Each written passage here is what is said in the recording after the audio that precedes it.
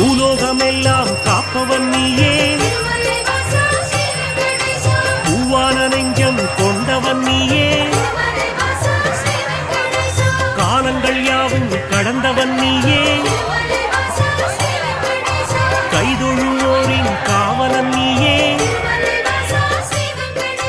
ஞானத்தை அளந்த நாயகன் நீயே, நாடிய செல்வம் தருபவன் நீயே, கோல எழிலை கொண்டவன் நீயே, கோவிந்தா என்றால் அருள்பவன் நீயே, மாலவன் என்று உனை அழைப்போமே,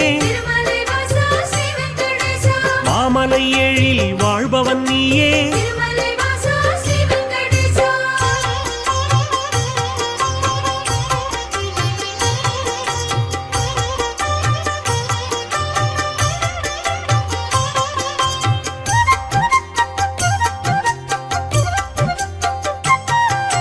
கோமல கண்ணா கோவிந்தராஜா, குவலயம் வாழ நீ அருள்வாயே, தாமரை கண்ணா தாமோதரனே, தாமதமின்றி உதவிடுவாயே, வாமன ரூபம் எடுத்தவன் நீயே, வணங்கிட வந்தோம் உன் திருவடியே, சேமமுறவே செய்திடுவாயே, சேயன எம்மை காத்திடுவாயே, பாம்படை மீது படுத்தவன் நீயே, பார்க்கடல் வாசம் செய்பவன் நீயே,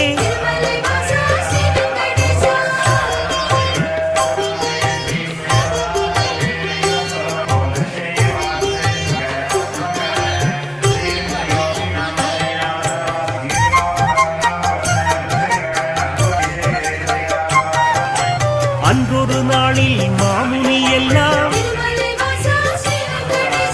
ஒன்றாய் இணைந்து யாகம் அமைத்தார், அவ்விடம் வந்த நாரத முனியோ உங்களின் யாக பலனை எல்லாம் யாருக்கு அளிக்க தீர்மானம் செய்தீர் என்றொரு கேள்வி கேட்டிடலானார், எல்லா முனிவரும் திகைப்புடன் பார்த்தார், என்ன பதிலை சொல்வது என்று, நாரத முனியே நல்ல பதிலை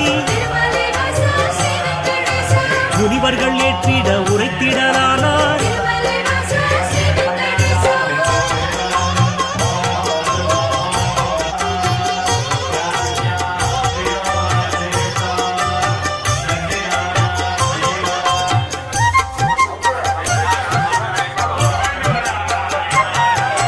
தருமரின் ஆட்சி முடிந்ததினாலே தவறுகள் இங்கே பெருகிடலாச்சே, கலியுகம் வந்து பிறந்ததினாலே கண்ணெதிர் துன்பம் நடக்குது இங்கே, பொறுமையும் சகிப்பும் போனதினாலே புவியோர்க்கெல்லாம் இடர் வரலாச்சே, உலகினை திருத்தும் உத்தமர் யாரோ அவரை நீங்கள் அறிந்திட வேண்டும், யாகத்தின் பலனை அவரிடம் தருக என்று வைத்தாரே நாரத பெருமான்.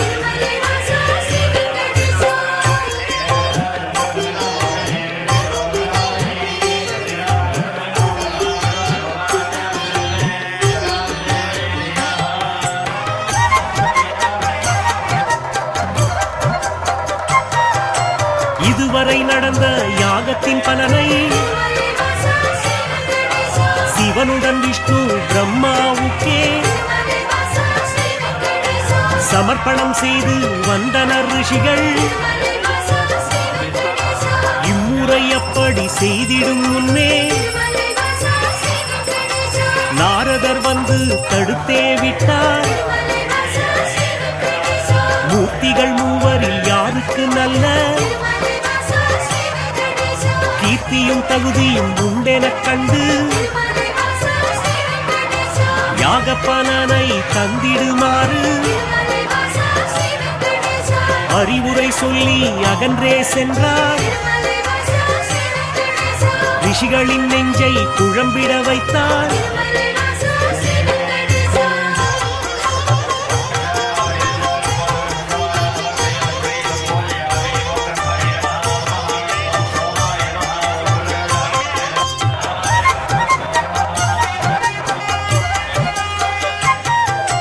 முனிவரின் கூட்டம் ஒன்று கலந்து மூர்த்தியில் சிறந்தவர் யார் என்று அறிய பிருகு முனிவரை தேர்ந்தெடுத்தனரே. அவரும் சம்மதம் என்றுரைத்தாரே. பிரம்மலோகம் முதலில் சென்றார். பிரம்மனும் அங்கே ரதியுடன் லீலை புரிவது கண்டு மாமுனி கோபம் கொண்டதினாலே சாபம் உரைத்தார். யாகத்தின் பலனை பெற்றிடும் தகுதி உந்தனுக்கில்லை என்றுரைத்தாரே.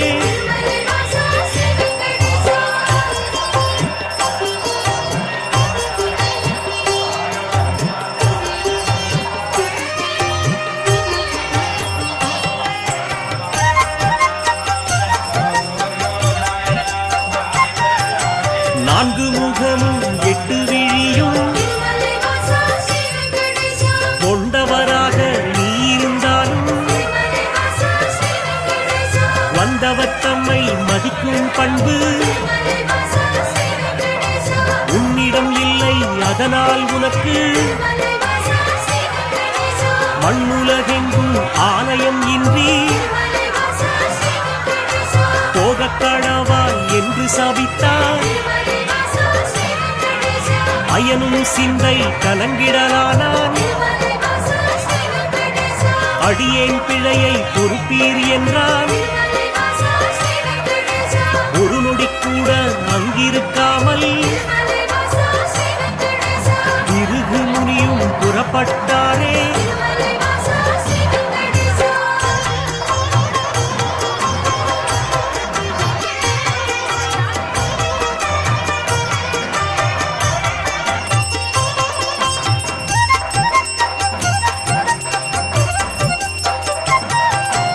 ஈசனை காண கைலாயலோகம் கண்ணிமை பொழுதில் முனிவரும் சென்றார். சிவனுடன் சக்தி இருவரும் ஒன்றாய் ஆனந்த தாண்டவம் ஆடிடலானார். தன்னை மதிக்கவில்லை என்று மாமுனி பிருகு கடுஞ்சினம் கொண்டார். ஈசனே உனக்கு உலகினில் இனிமேல் உருவம் இன்றி வழிபாடு நடக்கும்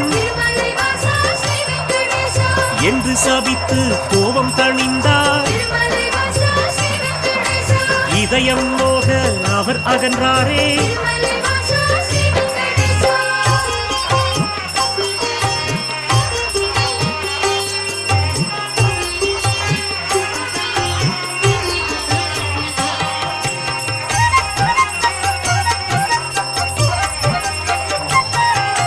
மூன்றாவதாக வைகுண்டம் வந்தார்.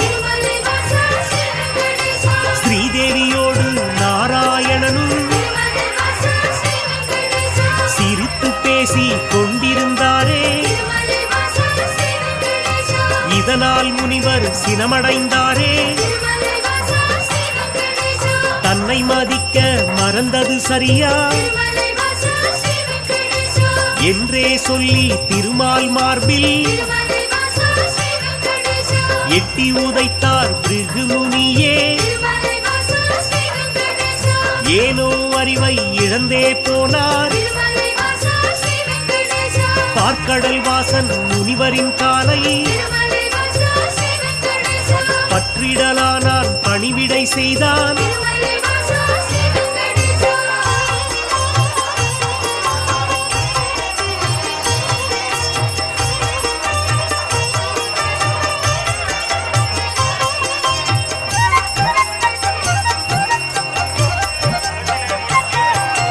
ரத்தின பவளம் அணிகலன் பூண்ட எந்தனின் மார்பில் உதைத்ததனாலே மெத்தென்றிருக்கும் உங்களின் பாதம் வலித்ததுவோ என்று வைகுண்ட வாசம் வாஞ்சையுடனே கேட்டு பணிந்தான் வருத்தம் சொல்லி ஆறுதல் தந்தான் காத்திடும் கடவுள் கனிவினை காட்ட கலங்கிடலானார் பிருகு முனியே யாக பலனை பெற்றிட நீயே தகுதியான தெய்வம் என்றார்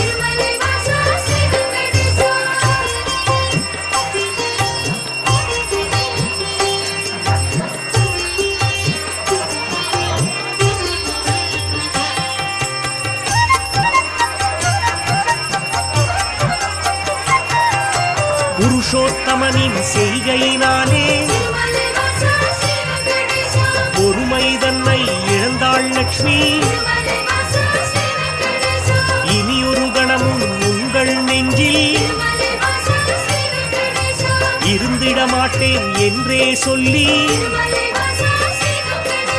வைகுண்டம் விட்டு வெளியேறினாளே கொல்லாபுரத்தில் தவமேற்கொண்டாள்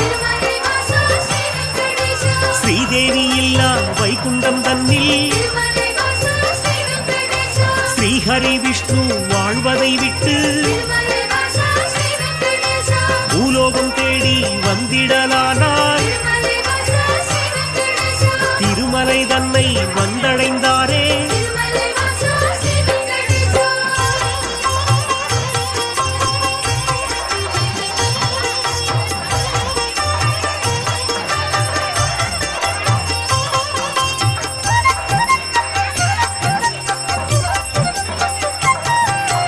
வராகமூர்த்தியை தரிசனம் செய்து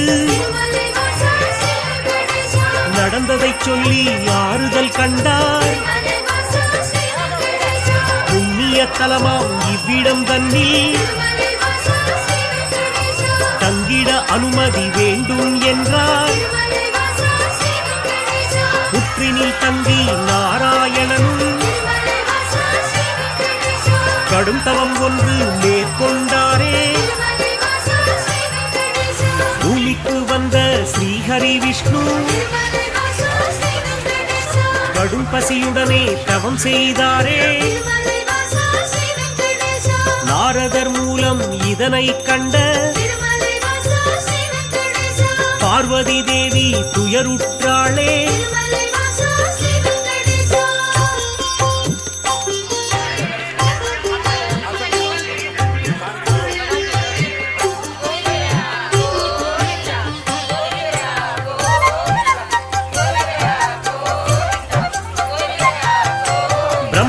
சிவனும் பசுவுடன் கன்றாய் பார்வதி தேவி இடைச்சி பெண்ணாய் பூதலம் தன்னில் தோன்றிடலானாய் சோழ நாட்டு மன்னரை கண்டு இடைச்சி உருவில் இருக்கும் சக்தி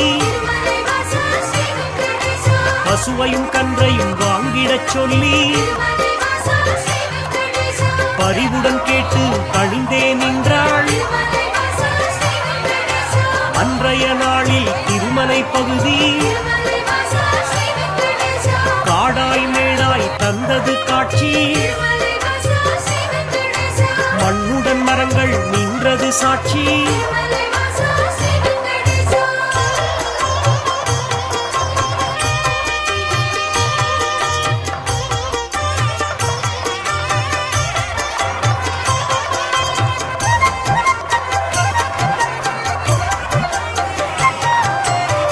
தினமெல்லாம் ஒவ்வொரு நாளும் மேய்வதற்காக கூடிடும் அங்கே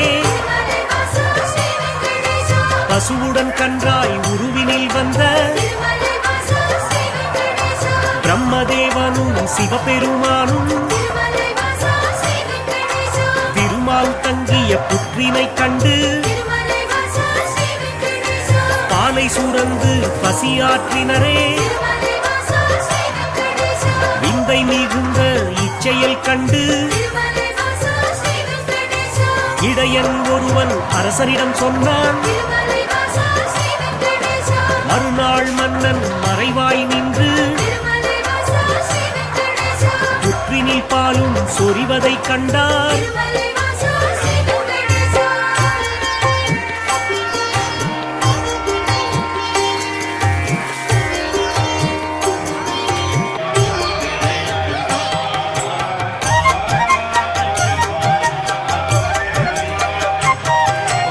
இடையன் தனது கோடாரியாலே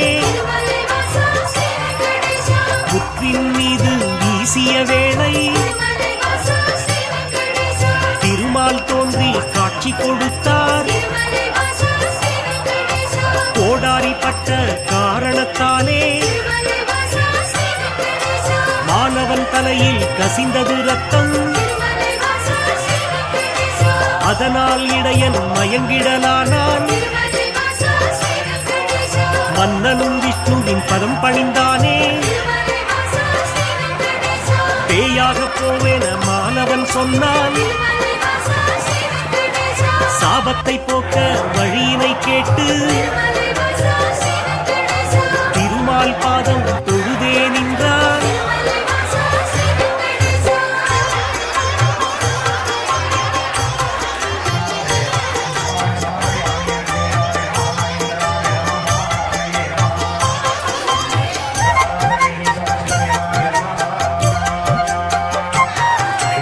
அடுத்தொரு பிறவி நீ எடுப்பாயே, ஆகாசராஜன் என்றழைப்பாரே.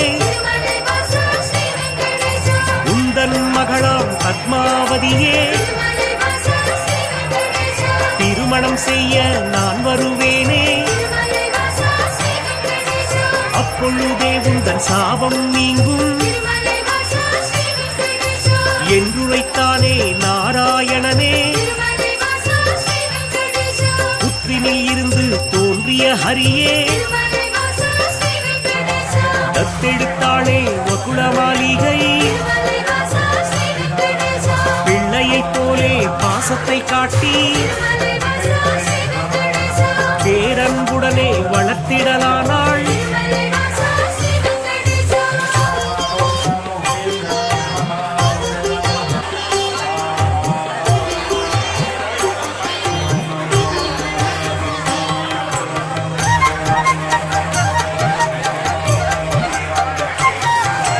ஸ்ரீனிவாசன் எனும் பெயராலே அன்னை அவளும் அழைத்திடலானாள். வாலிப பருவம் வந்த பொழுதில்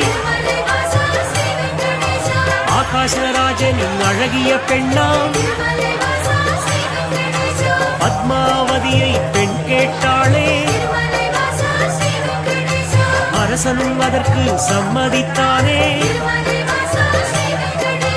திருமணம் செய்ய அன்னையிடத்தில் தனமேதும் இல்லை என்பதனாலே குபேரனிடத்தில் கடனாய் பெற்று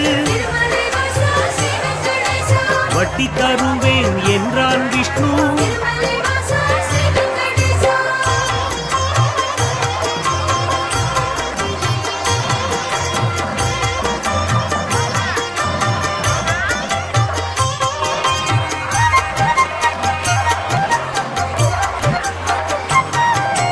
தேவரும் முனிவரும் பூமழை தூவ இனிதாய் முடிந்தது கல்யாணம் தானே. அன்று முதலாய் இன்று வரையில் திருப்பதி பாலாஜி என்ற பெயரில் திருவருள் செய்து வருபவன் நீயே, தித்திக்கும் லட்டு தருபவன் நீயே, பக்தர்கள் நாளும் அன்புடன் போடும் காணிக்கையாவும் வட்டியை கட்ட உதவிடும் என்று நம்பிடுவோமே, உன் திருவடியை வணங்கிடுவோமே.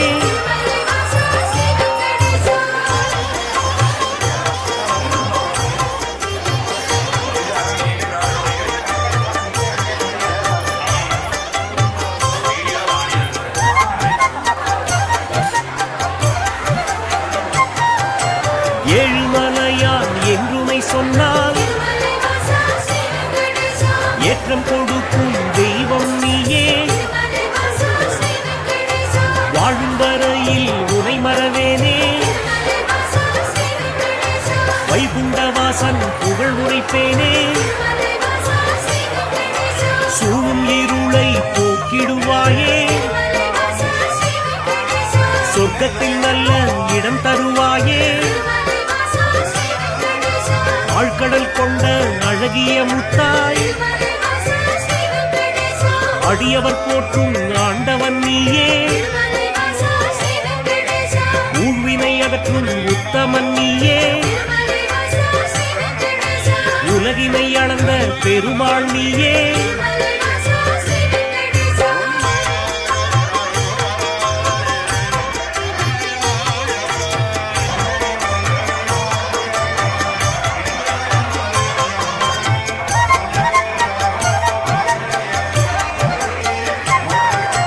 குமாரதார தீர்த்தம் தன்னில் மாசி திங்கள் பௌர்ணமி நாளில் குளித்தெழுந்தாலே கோடி நன்மை, குழந்தை பேரு கிடைக்கும் உண்மை, துன்புறு தீர்த்தம் குளித்தவர்க்கெல்லாம் துன்பங்கள் விட்டு போய்விடும் தானே, பல்குண தீர்த்தம் அன்பருக்கெல்லாம் பலவிதமான செல்வம் தருமே, நாக தீர்த்தம் பால தீர்த்தம் நல்லரும் வாரி வழங்கிடும் தானே.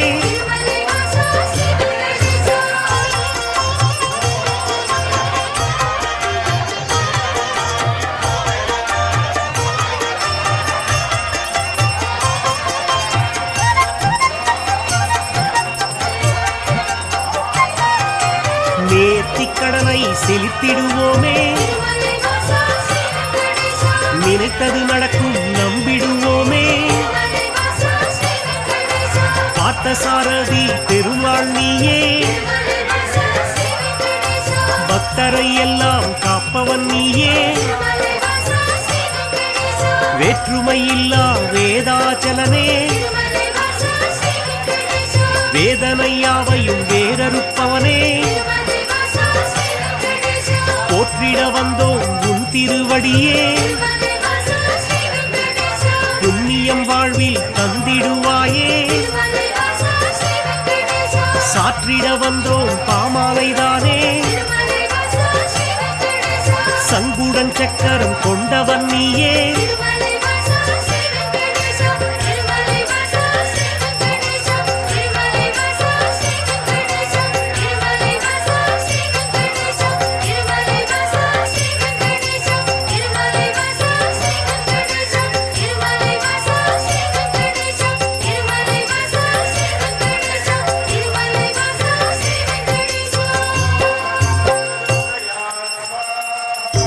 திருமலைவாசா ஸ்ரீ வெங்கடேசா ஸ்ரீஹரி கோவிந்தா கோவிந்தா, ஏழுமலைவாசா எளியோரின் நேசா சப்தகிரிவாசா கோவிந்தா கோவிந்தா.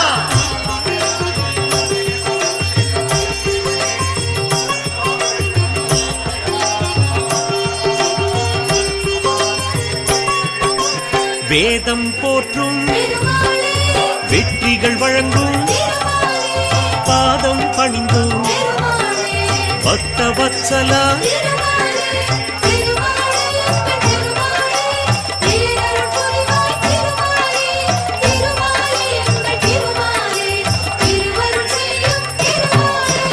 ஏழுமலையானே எங்கும் நிலவும் காக்கும் குடையே கருணை கடலே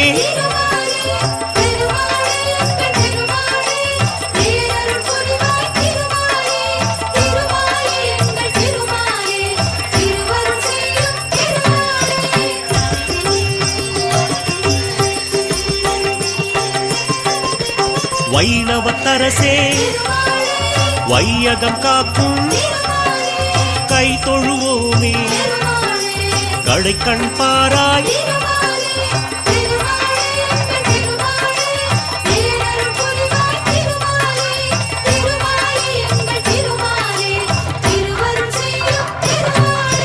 பன்னிரு ஆழ்வார் பாடிய பொருளே உன்னருளாலே உலகம் உய்யும்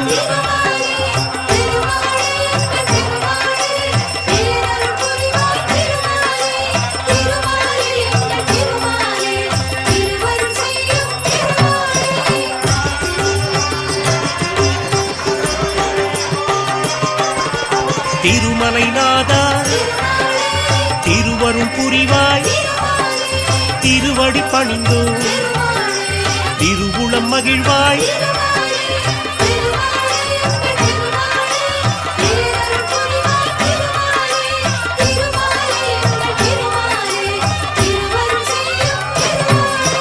திருப்பதி வாசா தீவினை களைவாய் விருப்பங்கள் யாவும் நிறைவேற்றிடுவாய்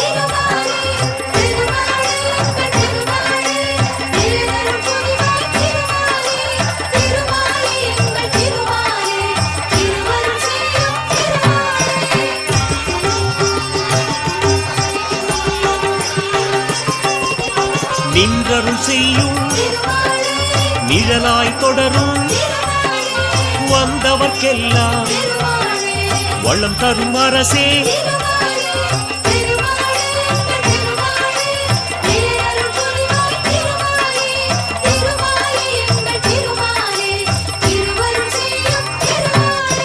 கீழ்திசை நோக்கி கீர்த்திகள் வழங்கும் வாழ்கிற வரையில் வணங்கிடுவோமே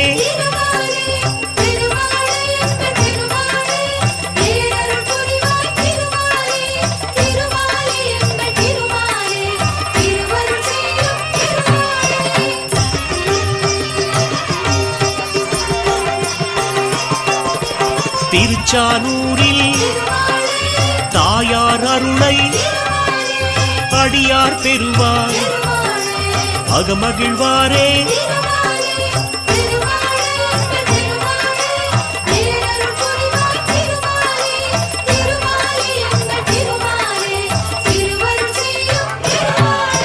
பத்மாவதியை மணந்திடத்தானே வந்தாய் இங்கே வரலாறு அறிவோம்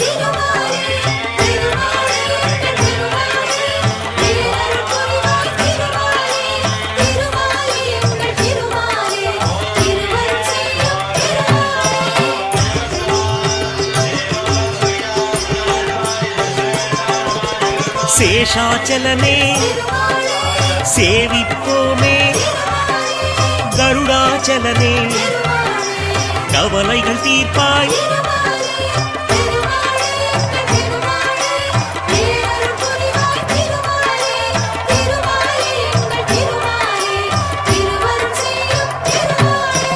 கோவிந்தராஜா கோமளவரதா பாவங்கள் போக்கும் பரந்தாமன் நீயே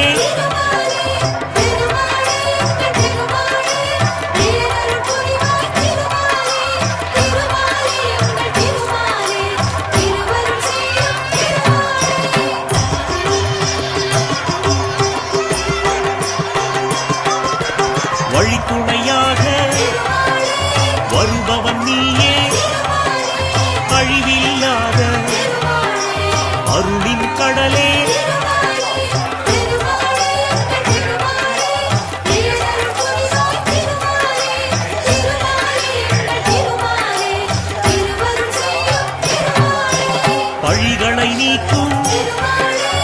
பசித்தவர் புதவும் விழித்திறப்பாயே வினைகளை களைய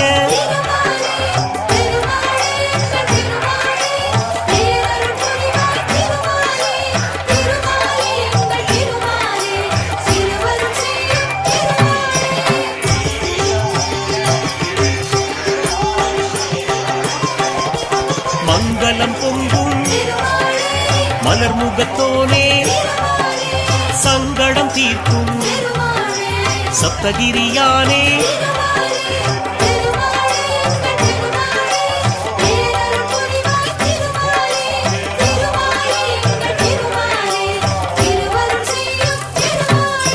சங்குடன் சக்கரம் கொண்டவன் நீயே எங்களின் குறையை கேட்பவன் நீயே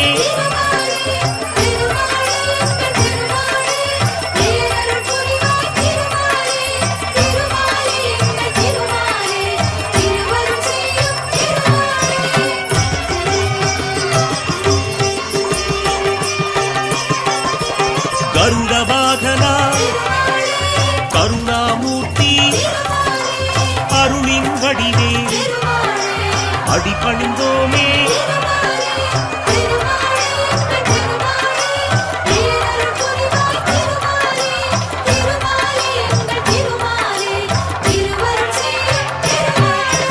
தாயாருடனே ஊஞ்சலில் அமர்ந்து நீ ஆடும் காட்சி நெஞ்சுக்கு அமைதி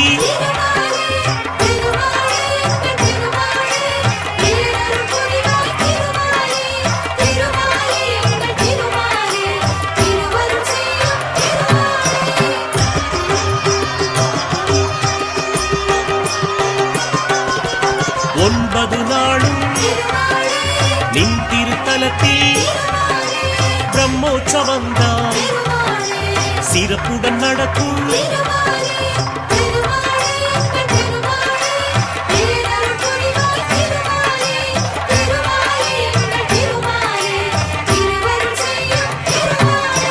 கொடியினை ஏற்றி முதல் நாள் தொடக்கம் அடியவர்க்கெல்லாம் அருள் புரிவாயே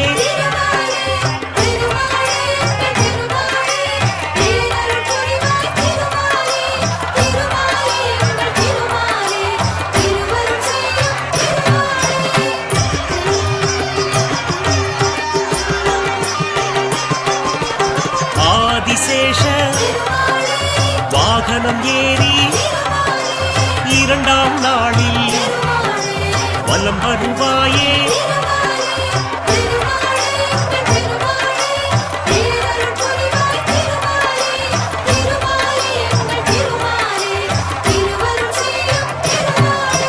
மூன்றாம் நாளில் சிம்மத்தில் அமர்ந்து தரிசனம் தருவாய் தாமோதரனே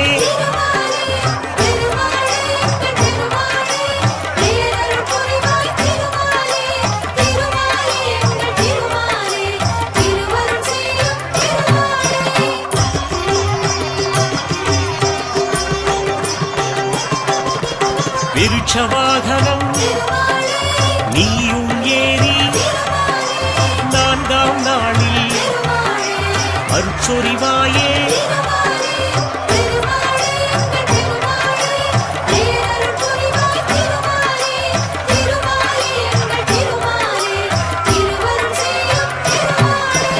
ஐந்தாம் நாளில் கருடவாகனம் நீதேறி வந்து மேதினி காப்பாய்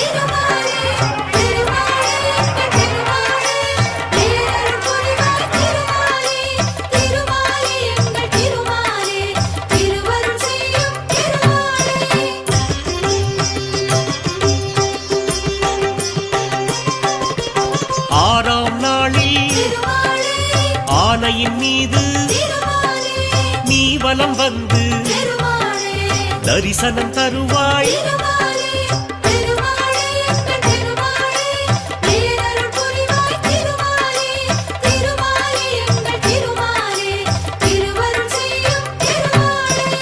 ஏழாம் நாளில் சந்திரவாகனம் நீயும் கொண்டு எங்களை காப்பாய்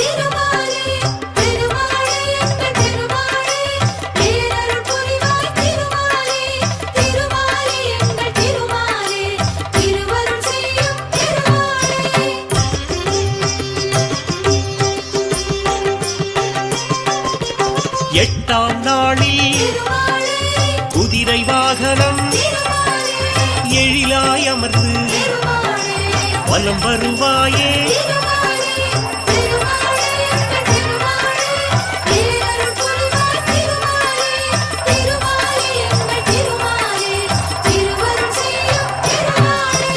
ஒன்பதாம் நாளில் அதிகாலை வேளையில் புஷ்கரணி நதியில் நீராடுவாயே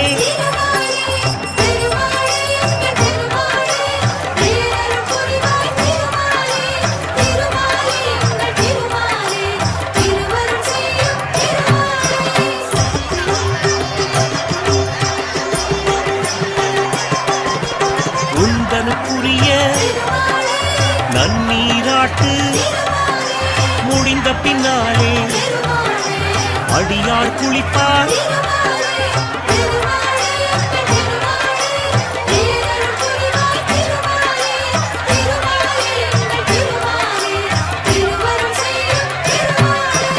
ஒன்பதாம் மாலை கொடியினை இறக்கி பிரம்மோற்சவத்தை முடித்திடுவோமே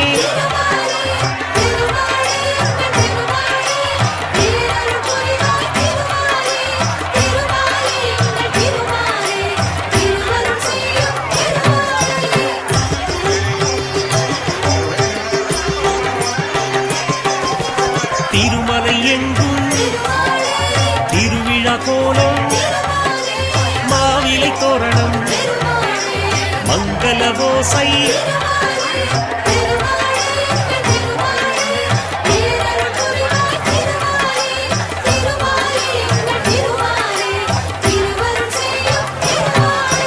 பிரம்மோற்சவத்தில் ஐந்தாம் நாளில் மோகினி வடிவில் நீ வருவாயே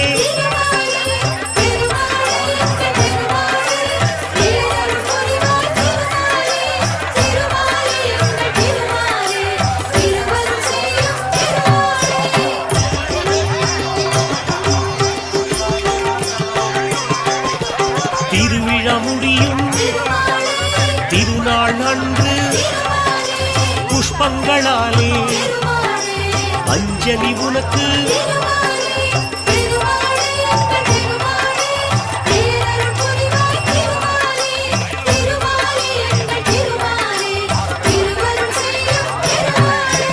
கோடானு கோடி அடியவர் உன்னை ஓடோடி வந்து பதம் பணிவாரே